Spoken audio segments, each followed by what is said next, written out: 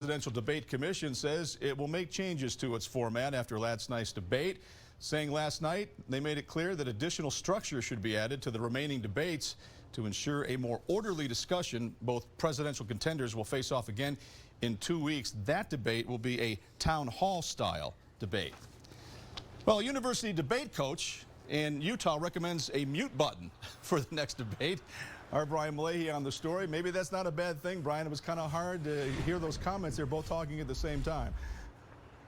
Yeah, it was kind of tough last night. An audio on-off switch at the moderator's table. That's what the debate coach at Weber State University says should happen in round 2. No. I'm Mr. President. $3.5 million, Joe. From an Ohio University debate hall I don't really feel like there's a lot of points made. to the Weber State campus. It just kind of reminds me of two siblings. You didn't really get to the core issues. The government. And that's Every- such a, they're right that's here. Mr. That's President. such a single one of them. What happened here was loud and not so clear. It was a debate in name only. Mark Galaviz, Weber State University debate coach. If you saw that in your class, what would be your response?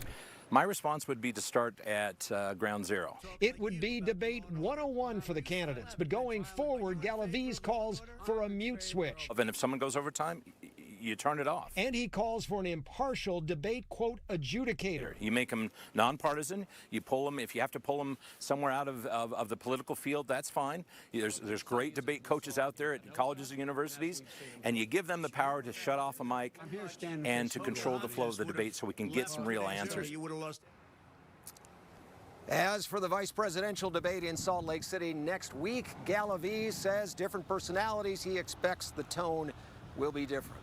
Brian Malahy at the Capitol. Officials at the University of Utah are getting ready for the only vice presidential debate happening in Salt Lake City. That's a week from today, by the way. Kamala Harris, Vice President Mike Pence facing off at Kingsbury Hall. We'll be sure to keep a close eye on the race leading up to that debate. You can also find the latest on KUTV.com, or you can download the 2 News mobile app.